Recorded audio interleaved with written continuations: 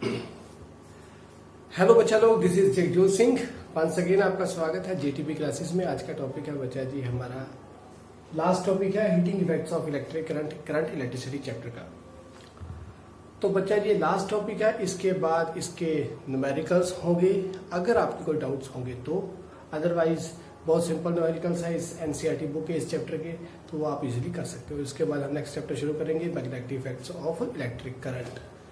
तो बच्चा जी ध्यान से सुनना, कॉपी और पेन अपना आप हाथ में रखें और प्रॉपर्ली पॉइंट्स के साथ नोट्स बनाना। इस चैप्टर के फर्स्ट टॉपिक है बच्चा जी जाउल्स लॉ ऑफ हीटिंग।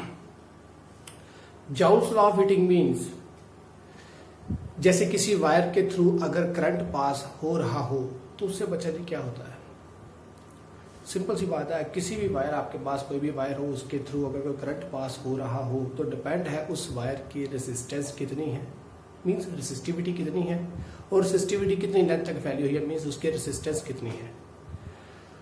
तो बच्चा जी अगर उसकी रेसिस्टिविटी बहुत ज्यादा है तो वो जो वायर है वो बहुत जल्दी से गर्म हो जाएगी। और अगर वो वायर किसी ऐसी मटेरियल से बनी हो जिसकी कंडक्टिविटी बहुत ज्यादा हो, मींस रेसिस्टिविटी बहुत कम हो, जैसे कि हमारे पास कॉपर है, सिल्वर है, इनकी कंडक्टिविटी बहुत ज्यादा है, इनकी रेसिस्टिविटी क्यों लेस है, क्योंकि ये जिस मटेरियल से बने होते हैं वो बच्चा जी ऑब्स्ट्रक्शन क्रिएट नहीं करवाता करंट को। ओके, और अगर रेसिस्टिविटी लेस है तो रेसिस्टेंस लेस है, रेसिस्टेंस लेस है तो इसका मतलब कोलिजन्स में वो हेल्प नहीं करता। करंट के पार्टिकल्स जैसे मूव कर रहे होते हैं, मींस आयन जैसे इलेक्ट्रॉन्स फ्लो करते होते हैं वो आपस में कोलाइड कम करते हैं। अगर कोलाइड कम करते हैं बच्चा जी तो इसका मतलब उसकी रेसिस्टिविटी क्या है, बहुत लेस है। तो बच्चा जी अगर अभी है हमारे पास क्या, joules law of heating means कुछ ऐसे डिवाइसेस हमारे पास हैं जिनसे हम हीट जनरेट करवाते हैं और वो हीट को अपने यूजफुल तरीके के साथ इस्तेमाल करते हैं। तो बच्चा जी वो क्या है, जैसे हमारे पास ये कोई मटेरियल है, मींस कोई वायर है, इसके थ्रू करंट पास हो रहा है। अगर ये जो मटेरियल है, ये जो वायर है बच्चा, इसकी रेसिस्टिविटी बहुत लेस है तो इसका मतलब बहुत ज्यादा देर के बाद जाकर ये गर्म होगी, बट इसका टेम्परेचर राइज होगा जरूर। ओके, क्योंकि इलेक्ट्रॉन्स पास हो रहे हैं बच्चा जी, वो कोलाइड तो करेंगे आपस के साथ, एक दूसरे के साथ कोलाइड तो करेंगे हल्का हल्का, ठीक है। तो अगर कोलिजन होगी तो बच्चा जी टेम्परेचर तो राइज होगा ही होगा, बट डिपेंड इस बात पे भी है कि रेसिस्टिविटी कितनी है। अगर रेसिस्टिविटी बहुत ज्यादा तो बहुत जल्दी से गर्म हो जाएगी, अगर बहुत कम है तो बहुत देरी के बाद गर्म होगी, बट ये गर्म जरूर होगी। तो इस वायर से अगर बच्चा जी करंट फ्लो कर रहा है तो वो करंट फ्लो करा, और करंट कितने टाइम के लिए फ्लो करा। ओके, इस वायर की रेसिस्टेंस क्या है। तो ये तीन थिंग्स है जो बच्चा जी काम में आ रहे हैं। देखो कैसे, पहले मैंने बोला बच्चा जी कि वायर की रेसिस्टिविटी होनी चाहिए। ओके, अगर वायर कोई भी गर्म हो रही है बच्चा जी उसकी रेसिस्टिविटी होनी जरूरी है, रेसिस्टिविटी उसकी होनी चाहिए। तो अगर बच्चा जी रेसिस्टिविटी है तो रेसिस्टिविटी डायरेक्टली प्रोपोर्शनल है रेसिस्टेंस के। अगर रेसिस्टेंस है तो वायर गर्म होगी। ओके, और अगर उसके थ्रू इलेक्ट्रॉन्स ही पास नहीं हुए बच्चा जी तो वायर गर्म कैसे होगी। इसका मतलब इसका भी होना बहुत जरूरी है। करंट है तो तब भी टेम्परेचर राइज करेगा। समझे बात। First of all, first thing कि रेसिस्टेंस है तो बच्चा रेसिस्टिविटी है तो रेसिस्टेंस है, इसका मतलब रेसिस्टेंस है तो हीट आएगी, हीट हमारे पास इवॉल्व होगी। सेकंड, जब हीट इवॉल्व होगी बच्चा, अगर करंट फ्लो कर रहा है तो किसको ऑब्स्ट्रक्ट करना है। वायर वैसे ही पड़ी हुई हो, उसके थ्रू कोई भी करंट पास ना होता हो, वायर वैसे ही पड़ी है, तो अगर बच्चा जी उसके थ्रू करंट ही पास नहीं हो रहा, इलेक्ट्रॉन्स फ्लो नहीं कर रहे, तो क्या बच्चा जी वो वायर पड़ी पड़ी थोड़ी गर्म हो जाएगी। ओके, सो इसका मतलब ये तो होना चाहिए, और साथ में क्या, करंट भी होना चाहिए। करंट है तो ये भी हीट भी आएगी, और कितना ज्यादा करंट है उसी के अकॉर्डिंगली हीट ज्यादा आएगी। तो थर्ड थिंग है कि कितनी देर तक वो टेम्परेचर, मींस उसका जो टाइम है वो लगा रहेगा, मींस करंट फ्लो करता रहेगा, उसके अकॉर्डिंगली हीट भी आती रहेगी। सो बच्चा जी तीन थिंग्स तो हमारी समझ में आनी चाहिए। वो तीन थिंग्स कौन सी है कि जिस मटेरियल से बना उसकी रेसिस्टिविटी डायरेक्टली प्रोपोर्शनल है रेजिस्टेंस। इसका मतलब अगर किसी वायर की रेजिस्टेंस है तो हीट आएगी, सेकंड, करंट उससे फ्लो करता हो, मींस इलेक्ट्रॉन्स का फ्लो करना जरूरी है, जो आपस में कलाइड करे तभी तो टेम्परेचर राइज होगा। तो बच्चा जी करंट का फ्लो होना बहुत जरूरी, तो हीट आएगा। और थर्ड थिंग है कितनी देर तक वो करंट पास हो रहा है, मींस टाइम कितना ज्यादा लगता रहेगा, उसी अकॉर्डिंगली हीट भी आएगी। सो बच्चा जी इन्हीं थिंग से हमें क्या समझ आया, I into R into T. But यहां पर एक बात का ध्यान रखना पड़ेगा बच्चा जी, यहां पर ये स्क्वायर आएगा। अभी ये स्क्वायर कैसे आया, इसको हम पढ़ेंगे अभी के अभी। फर्स्ट ऑफ ऑल मैंने ये बात बताई बच्चा जी कि इसके साथ भी डायरेक्टली, इसके साथ भी डायरेक्टली, इसके साथ भी डायरेक्टली, ओके डन है। बट इसके साथ ये स्क्वायर में आया कैसे, तो उसके लिए हमें क्या पढ़ना पड़ेगा, हल्का सा पीछे चलना पड़ेगा। वो क्या, हमें पता था बच्चा जी क्या, वोल्टेज क्या थी, वर्क डन अपॉन चार्ज था। तो बच्चा जी वर्क डन क्या है, वोल्टेज इंटू चार्ज, ओके। तो पावर हमारे पास क्या होती है, वर्क डन क्या मतलब क्या है बच्चा जी, पावर का मतलब क्या है, वर्क डन अपॉन टाइम, कि कोई भी काम किया गया कितने टाइम में, तो वो बचा ही आएगा पावर। अगर टाइम जितना कम होगा उतनी पावर ज्यादा होगी, ओके। तो हमारे पास पावर क्या है, वर्क डन अपॉन टाइम। तो यहां पर बच्चा जी क्या है, W equal to B into की। तो हमें पावर चाहिए, तो बच्चा जी पावर क्या आएगी, पावर क्या आएगी, वो आएगी बच्चा जी V इंटू की Q अपॉन टी। यहां पर भी अगर मैं वर्क डन के अपॉन टी करता हूं तो बच्चा जी वो क्या आ जाता है हमारे पास, पावर। इसको मैंने डिवाइड किया टी के साथ थ्रू आउट, तो ये बन गया पावर। तो हमारे पास ये आया, तो ये क्या आया, V इंटू आई आ गया। पावर एक आ गई हमारे पास बच्चा जी V इंटू आई, डन। सो पावर हमारे पास बच्चा जी बन चुकी है V इंटू आई। और हमें पता है कि V क्या होती है बच्चा जी, I इंटू आर। तो यहां पर मैं लिखूंगा बच्चा जी इसको I लिखूंगा, क्या I लिखूंगा, V की जगह I इंटू आर। तो यहां पर I पहले था, तो ये क्या बन गया बच्चा जी, power I square into R बन गया। एक फॉर्मूला ये बन गया पावर का, एक हमारे पास ये बन गया पावर का। और थर्ड कौन सा बनाएंगे, और अभी V I आ गया, I इंटू आर आ गया। अब कौन सा रहेगा बच्चा जी, V और R में। तो यहां से I को कर देंगे एलिमिनेट, तो बच्चा जी I क्या बना यहां से, V अपॉन आर। तो यहां पर लिखेंगे I की जगह, तो बच्चा जी वो क्या बनेगा, V अपॉन आर का स्क्वायर साथ में R, तो वो बन जाएगा V square upon R equals to P। तो ये बन गया थर्ड फॉर्मूला। तो बच्चा जी हमारे पास 3 फॉर्मूले पावर के आ चुकी हैं। अभी देखा जाए कि ये कैसे बना। हमें क्या पता है बच्चा जी कि वर्क डन क्या होता है बच्चा जी, पावर इंटू टाइम। क्योंकि पावर क्या था, वर्क डन अपॉन टाइम, तो वर्क डन क्या है, पावर इंटू टाइम। तो बच्चा जी ये हमारे पास पावर इंटू टी है, तो पावर के तीनों फॉर्मूले से है हमारे पास। पहला फॉर्मूला ये रहा, इसको पहला ये रखा तो उसको लिखा हमने V into I into T equals to work done. दूसरा कौन सा बना, I square R into T. और तीसरा कौन सा बना, V square upon R into T, power के साथ मल्टीप्लिकेशन की। तो ये बच्चा जी 1 बन गई, ये 2 बन गई और ये 3 बन गई। ये डैश डैश लिख लेते हैं क्योंकि ये वर्क डन के लिए थे और ये पावर के लिए। अभी बच्चा जी कितना काम हुआ, कितना काम हुआ, तो काम ले क्या रहे थे हम बच्चा जी, जाउल्स लॉ ऑफ हीटिंग, कुछ ऐसे डिवाइसेस जिनके साथ जिसकी हीट जो थी उसको हम यूज में ला सकें। तो इन्हीं डिवाइसेस को बच्चा जी हीट इनसे लेने का मतलब क्या था, कुछ काम करने का मतलब था, ताकि वही हीट हम किसी काम में यूज कर सकें। तो बच्चा जी वर्क डन का यूनिट क्या है, जाउल, और हीट का यूनिट क्या है, जाउल। इसका मतलब यही तो काम हो रहा है, इसका मतलब यही तो हीट इवॉल्व हो रही है। तो बच्चा जी हीट क्या आ गई हमारे पास, ये आ गई, heat equals to V into I. ये और ये, यहां से बच्चा जी क्या बना, heat equals to I square into R into T. तो बच्चा जी वो हमारे पास ये आ गई। तो बच्चा जी हमें क्या समझ में आया अभी यहां से जाउल्स लॉ ऑफ हीटिंग में, कि कोई करंट किसी वायर थ्रू अगर पास हो रहा है तो बच्चा डिपेंड है उसकी रेजिस्टेंस कितनी है, वो कहां से आएगी, उसकी रेसिस्टिविटी डिपेंड है कि उस मटेरियल की रेसिस्टिविटी क्या है। तो R, और कितना करंट पास हुआ, इसका मतलब भी यहां पर क्या आएगा, स्क्वायर, ओके। तो कितने टाइम के लिए हुआ, तो ये बन गया। तो बच्चा जी हमारे पास, और इसमें से बच्चा जी यही थी, V नहीं, ये वाली जो इक्वेशंस है ये वाली यूज में नहीं आएंगी बच्चा जी, यही यूज में आएंगी। कि कितना आर है, कितना आई और कितना टी है, और इसी इक्वेशन को हम बच्चा जी बोलते हैं जॉल्स लॉ ऑफ हीटिंग। समझ में आई बात? कौन कौन सी चीज कितनी कितनी देर के लिए होगी, डिपेंड है उसी से कि हीट कितनी मोल होगी। तो ये हमारे पास जॉल्स लॉ ऑफ हीटिंग आ चुका है। नेक्स्ट है हीट प्रोड्यूस्ड और कॉज ऑफ हीटिंग, कि हीट कैसे प्रोड्यूस होती है। तो वो मैंने आपको बातों बातों में भी बता चुका हूं कि कोई भी बच्चा जी वायर है, अभी जैसे ये वायर थी, इस वायर को मैंने क्या किया, एक बैटरी के साथ कनेक्ट कर दिया। अभी बैटरी के साथ कनेक्ट किया तो बच्चा जी क्या होगा, यहां से करंट इस साइड को जाएगा और नेगेटिव इस साइड को जाएंगे। इसका मतलब ये जो इतनी सी वायर थी ए बी, जिसकी पहले मैंने बात की है बच्चा जी, उसके अंदर से भी इलेक्ट्रॉन्स कैसे फ्लो करेंगे, ऐसे स्वेप्ट किए जाएंगे।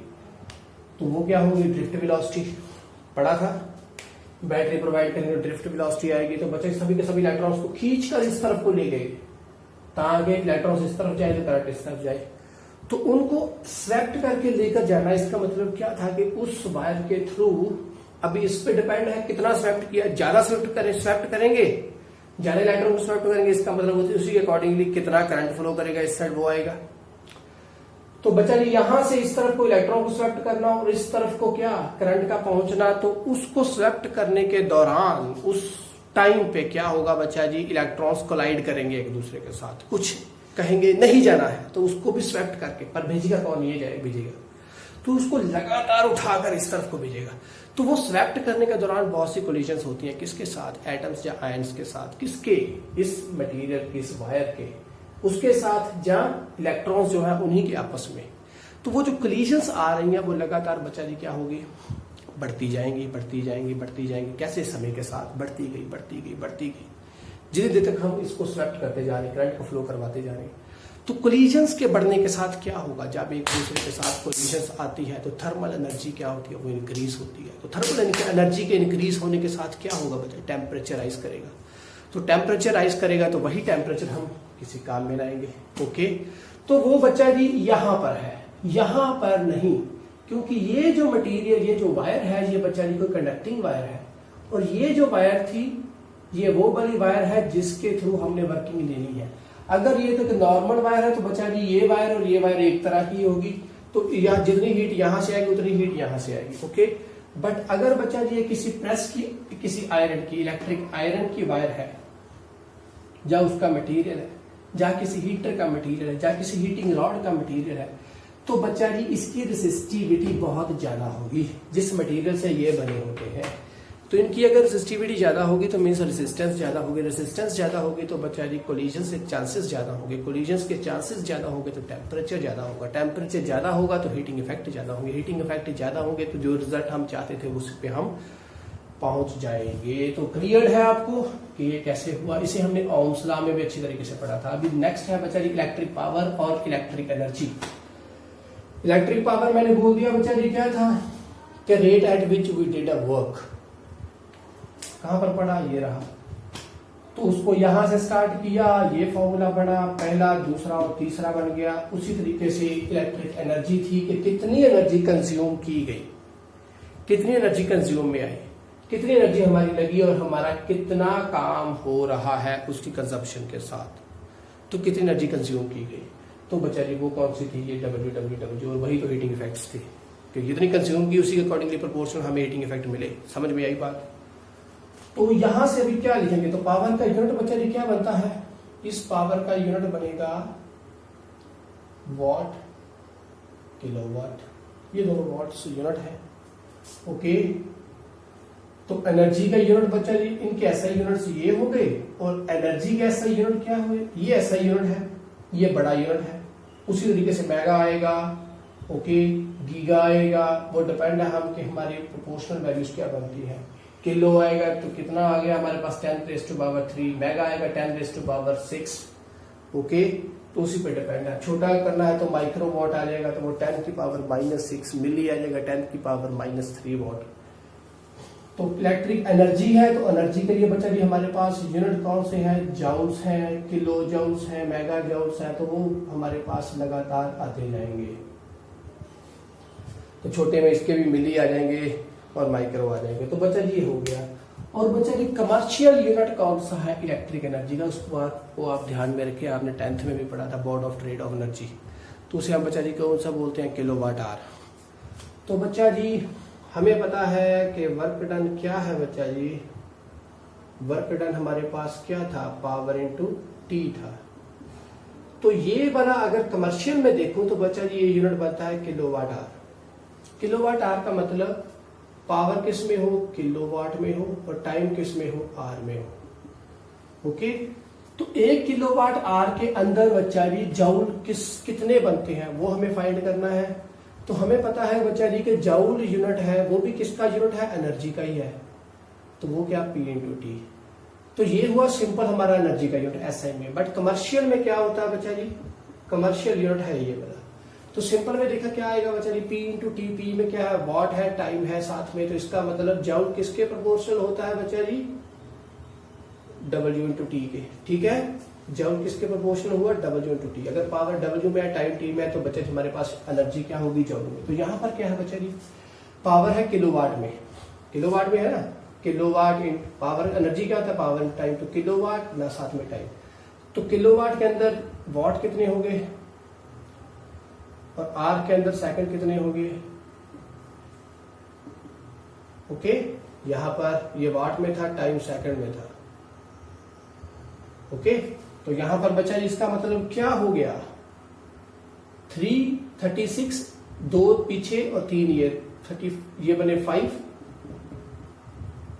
What second. वॉट सेकंड को मैं क्या लिख सकता हूं, जूल।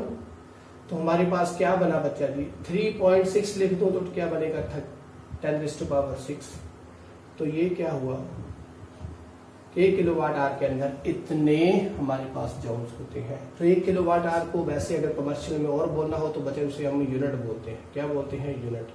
कि इतने यूनिट्स हमारे कंज्यूम हो चुके हैं इस हफ्ते, इस महीने। जब आप उसको इलेक्ट्रिक मीटर के ऊपर जाकर देखोगे तो इसका मतलब अगर आपके घर में इतनी एनर्जी, जूल की इतनी एनर्जी कंज्यूम हो जाए तो बच्चा जी 1 यूनिट कंज्यूम हुई है।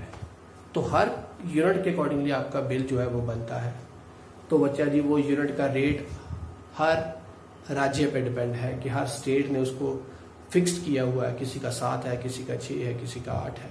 ओके, तो उस पे डिपेंड है हमारा कितना चार्जेस हुए, जितने यूनिट उसको यूनिट की कितना चार्जेस है उसके साथ मल्टीप्लाई करेंगे और हमारे पास इलेक्ट्रिसिटी बिल बच जाएगा। और भी बहुत से खर्चे होंगे वो बिल के ऊपर लिखे होते हैं, वो उसके साथ ऐड ऑन होंगे और आपका बिल बनता है। तो नेक्स्ट है बच्चा जी, और इसको अगर बच्चा जी मैंने एक बार पहले भी बोला था, अगर आपको इनकी वैल्यूज, इनकी डेफिनेशन याद रखनी हो तो बच्चा जी वो क्या, मुझे पता है बच्चा जी पावर क्या है, पहले था पावर हमारे पास था बच्चा जी, ये 3 फॉर्मूले थे, V into I square R into T और V स्क्र अपॉन R। तो वो पूछ ले अगर आपके से बच्चा जी, when we said a power is to be a 1 watt, then we will define that when voltage is 1 volt, current is 1 ampere, then we said that across any resistor we are having a power as 1 watt। उसी तरीके से 1 की value fix करें और इसकी value 1 watt आती जाएगी। तो इस एनर्जी के लिए भी क्या करेंगे, इसी तरीके से टाइम भी इतना हो, ये भी उतना, ये भी उतना, 1 तो ये हमारे पास 1 आ जाएगा। तो बात समझ में आई, आप डेफिनेशन खुद जनरेट कर सकते, खुद बना सकते हो, इसमें कोई डिफिकल्टी नहीं है, कोई भी बुकिश लैंग्वेज लिखने की जरूरत नहीं है, आप अपने दिमाग लगाएं, आंसर पाए। नेक्स्ट है बच्चा जी resistors in series and in parallel. तो रेसिस्टर जब सीरीज में हो और जब पैरेलल में हो तो बच्चा जी उसके ऊपर हम ये फॉर्मूलाज कैसे लगाते हैं, एक बार आप इसको, आपने अच्छी तरीके से लिखा होगा, मैं इसको रब कर देता हूँ, आप एक बार इसको अच्छी तरीके से लिख लें, इसका स्क्रीनशॉट ले लें, मैं रब करके दोबारा लिखता हूँ।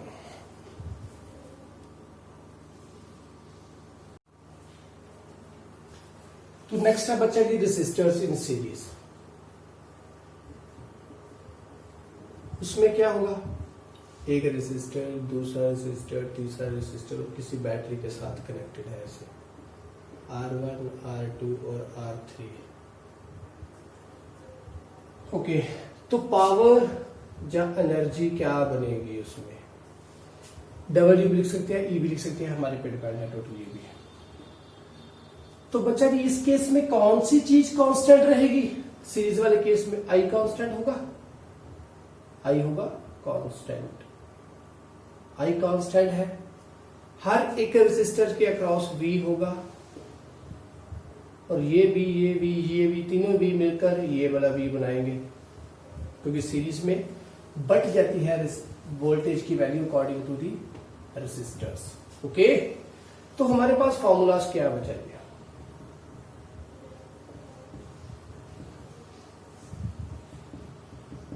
तो ये हमारे पास फॉर्मूला था। करंट क्या रहता है? सेम। करंट क्या है? सेम। करंट है बच्चा जी सेम। करंट कांस्टेंट है। क्या? करंट। तो करंट कांस्टेंट इसका मतलब power according to the resistance बनेगी। जिसकी जितनी रेसिस्टेंस उसकी उतनी ही ज्यादा क्या? पावर। बात समझ में आई?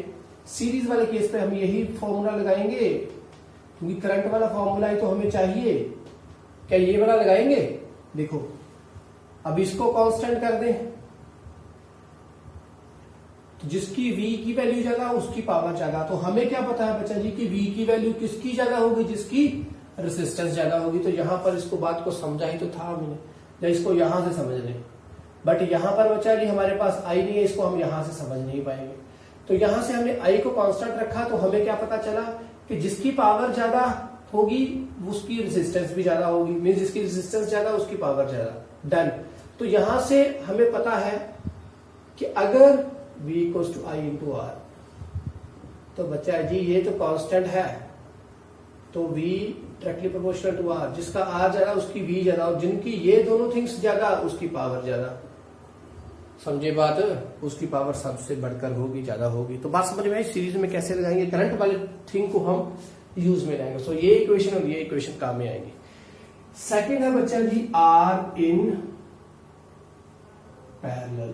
तो अभी एनर्जी के लिए भी तो वैसे ही होगा बच्चा, क्योंकि जिसकी पावर ज्यादा उसकी भी एनर्जी ज्यादा होगी, क्योंकि एनर्जी क्या होती है? Power into time. ओके, तो नेक्स्ट है रेसिस्टेंस इन पैरेलल। तो पैरेलल में क्या होगा बच्चा जी? अभी एक रेसिस्टर, दो रेसिस्टर, तीन रेसिस्टर, ये तीनों रेसिस्टर्स थे। इनको बच्चा जी मैंने किसी बैटरी के साथ कनेक्ट कर दिया। रफली बनाई है बच्चा जी, पर आपको समझ में आना चाहिए, लेक्चर छोटा हो और काम में आए। तो ये है R1, ये है R2, ये है R3, और ये है हमारे पास वोल्टेज, टोटल वोल्टेज, जैसे यहां पर रेटेड है। तो इसमें कौन सी चीज सेम रहेगी बच्चा जी? वोल्टेज सेम रहेगी। तो यहां से कौन सा फॉर्मूला लगेगा हमारे पास? इसको लगाएं।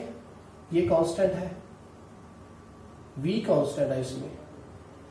तो जिसका R की वैल्यू लेस होगी उसकी पावर ज्यादा होगी। समझ में आई बात? जिसकी R की वैल्यू होगी लेस उसकी क्या आएगी? पावर ज्यादा। समझे? क्योंकि हमें पता है ये था, अभी ये तो हो गया कांस्टेंट, कोई भी कांस्टेंट है तो ये बना फॉर्मूला। जिसकी ये वैल्यू लेस उसकी पावर ज्यादा। सो पैरेलल वाले केस में हमारे पास बच्चा जी घर में रेसिस्टर्स कनेक्टेड होते हैं, वो पैरेलल में ही होते हैं। जिसकी रेसिस्टेंस बहुत कम होती है बच्चा जी उसकी पावर सबसे ज्यादा होती है। तो बच्चा जी जिसकी पावर की वैल्यू जिसकी रेसिस्टेंस की वैल्यू सबसे कम उसकी पावर की वैल्यू सबसे ज्यादा। एक बात तो यहां से समझ आई। दूसरी बात क्या? जिसकी रेसिस्टेंस की वैल्यू सबसे कम, ओके, जिसकी रेसिस्टेंस की वैल्यू सबसे कम उसकी पावर ज्यादा। और यहां पर भी देखें तो ये कांस्टेंट होगा, तो ये बना कुछ। इसका मतलब क्या कि जिसकी करंट की वैल्यू ज्यादा उसकी पावर ज्यादा। तो जिसकी रेसिस्टेंस लेस होगी उसका करंट ऑटोमेटिकली ज्यादा होगा। तो यहां से भी हम इस बात को समझ सकते हैं। तो बात समझ में आई बच्चा जी? इन सीरीज और पैरेलल ये दिमाग में रखना, थिंग्स बहुत इंपॉर्टेंट है, काम में आएंगी। ओके, सो नेक्स्ट इसके बाद है बच्चा जी हमारे पास एप्लीकेशंस ऑफ हीटिंग इफेक्ट्स। अब इसको ध्यान से समझते जाएं, बहुत सिंपल सा 5 मिनट का टॉपिक है बस ये। बाकी the filament of the lamp becomes white hot while the wire supplying the current does not grow. अभी जैसे पिछली बार, अभी ये जो है अभी देखा जाए वो क्या,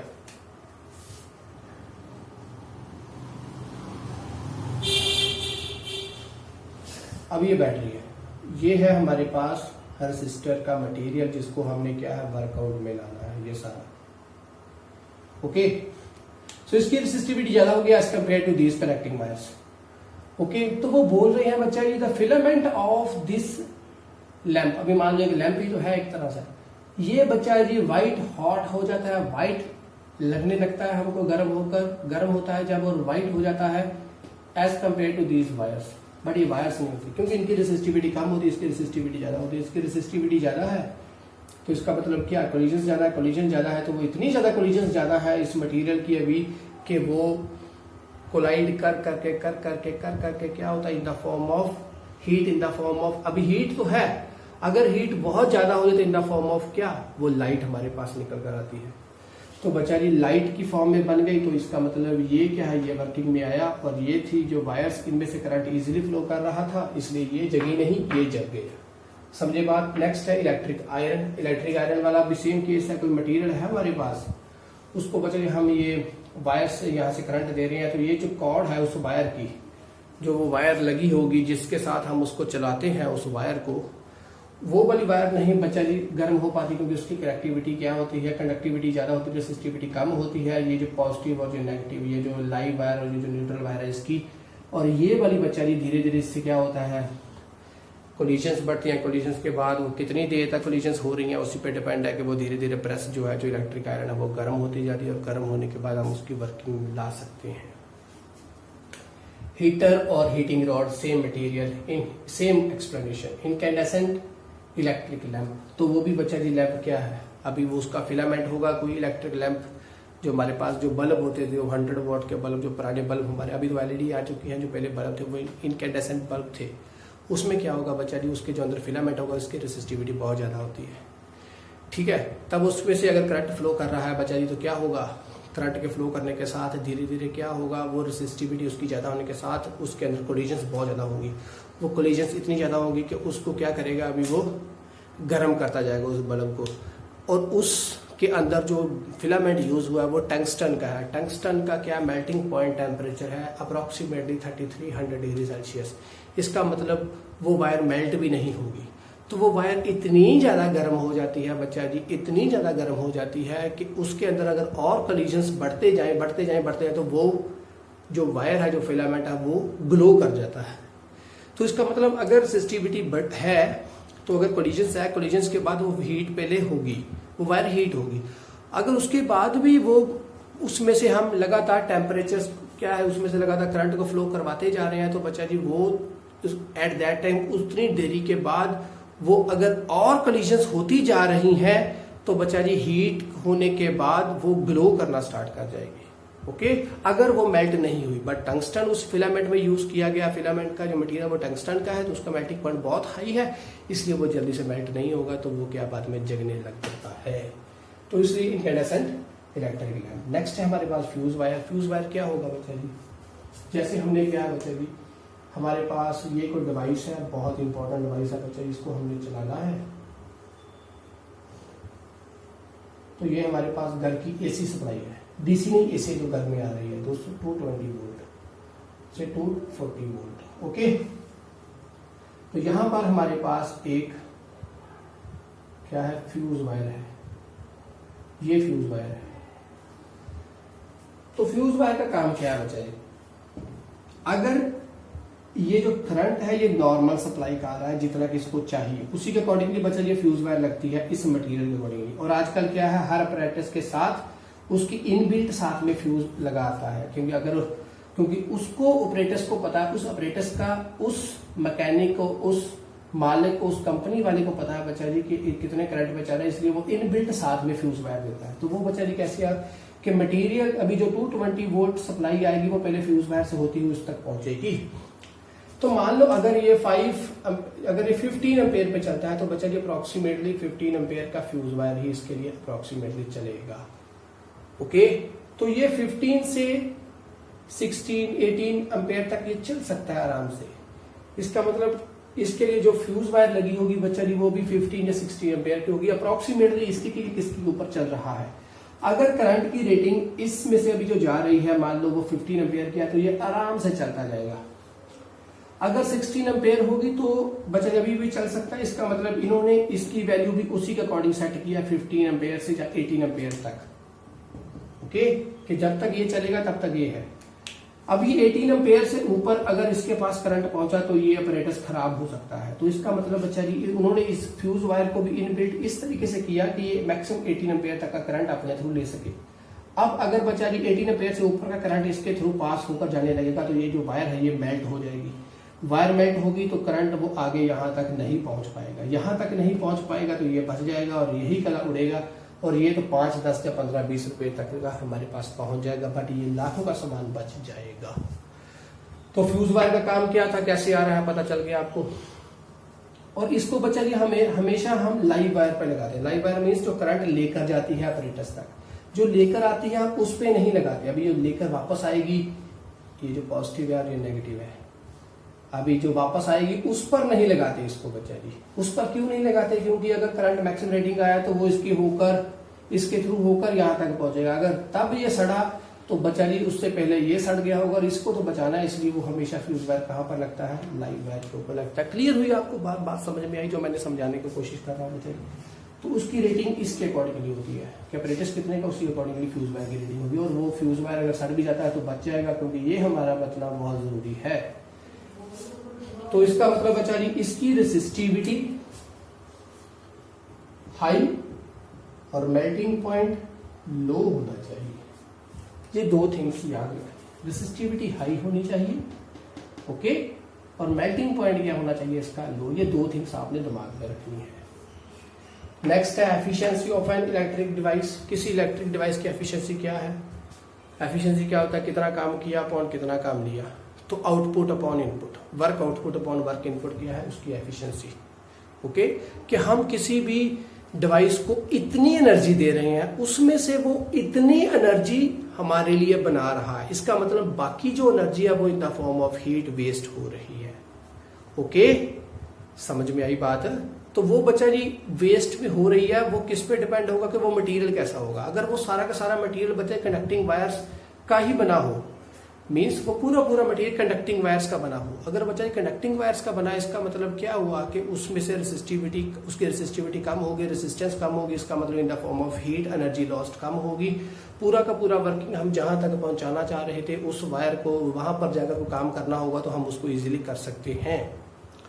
जैसे अगर बच्चा किसी मोटर को रन करना है, उसके लिए हम वायर्स को लगाएंगे बच्चा, ठीक है।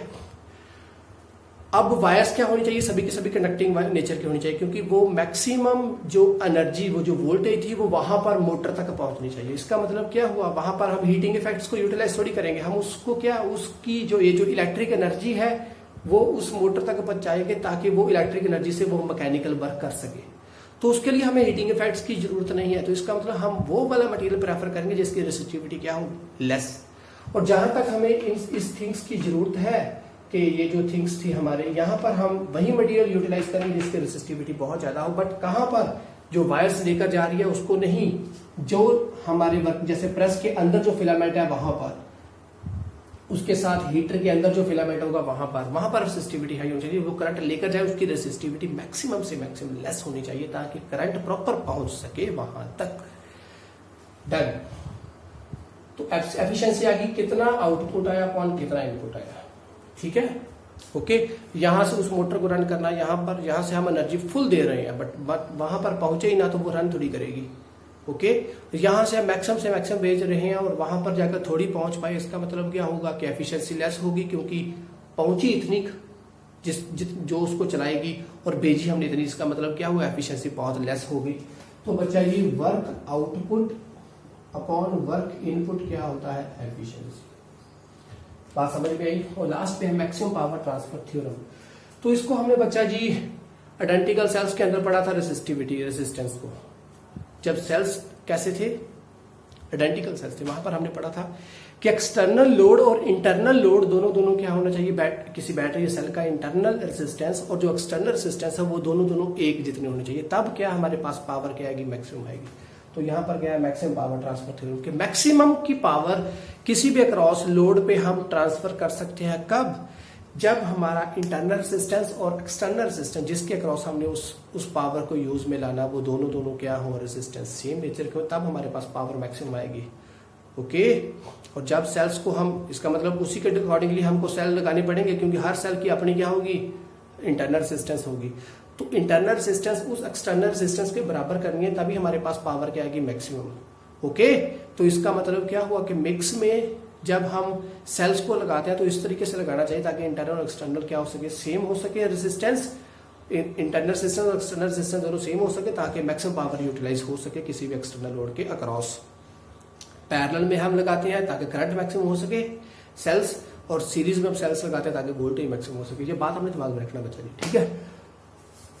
तो आज के लिए बस इतना ही था, जो चीजें काम की थी हमने वो कर ली हैं।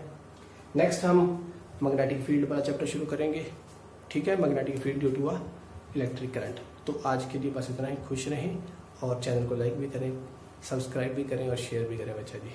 बाय बाय, मौजे मौजे।